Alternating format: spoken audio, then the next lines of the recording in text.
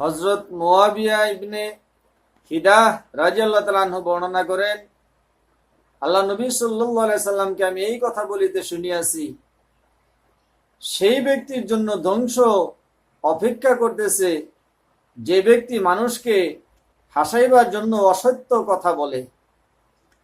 মানুষকে হাসাইতে যে কোনো কথা সে বলতে পারে, অসত্য কথা সে বলে, তার জন্য ধ্বংস এবং তার জন্য ধ্বংস।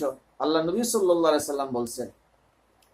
হযরত মুগিরা ইবনে শুবা রাদিয়াল্লাহু তাআলা আনহু বর্ণনা করেন, আল্লাহ রাসূল সাল্লাল্লাহু আলাইহি সাল্লামকে আমি এই কথা বলিতে শুনিয়াছি, মহান আল্লাহ রাব্বুল আলামিন তোমাদের জন্য তিনটি জিনিস এবং তিনটি বস্তু অপছন্দ করিয়াছেন।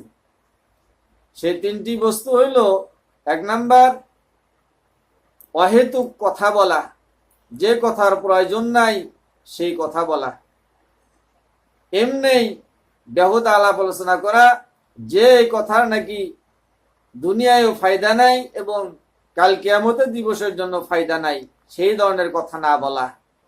আর সেই ধরনের কথা বলাকে মহান আল্লাহ রাব্বুল আলামিন পছন্দ করেন না। 2 নাম্বার ধন সম্পদ অর্থ নষ্ট করা।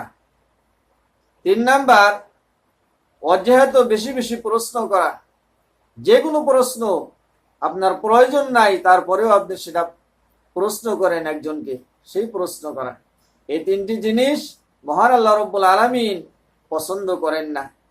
হযরত আম্মার রাদিয়াল্লাহু তাআলা আনহু বর্ণনা করেন, আল্লাহ রাসূল সাল্লাল্লাহু আলাইহি সাল্লাম বলছেন, দুমুখী ব্যক্তি হিসাবে দুনিয়ার জীবন যাপনকারী ব্যক্তির রোজ কিয়ামতে 2 আগুনের জিহ্বা থাকিবে। কিয়ামতের দিবসে 2 আগুন দিয়া জিহ্বা বানানো হবে, সেই জিহ্বা তার থাকিবে। তাই আমি আপনি অযথা আলাপ আলোচনা বন্ধ করি, দুনিয়াবি যে কথায় ফায়দা নাই এবং কিয়ামতের দিনেরও যেই কথার ফায়দা নাই, সেই কথা যাতে আমি আপনি না বলি। যেই কথার প্রয়োজন সেই কথা আমি আপনি বলি, যে পথে চললে আল্লাহ রাসূল খুশি হয় সেই পথে আমি আপনি চলার জন্য চেষ্টা করি, ইনশাআল্লাহ ফায়দা হবে।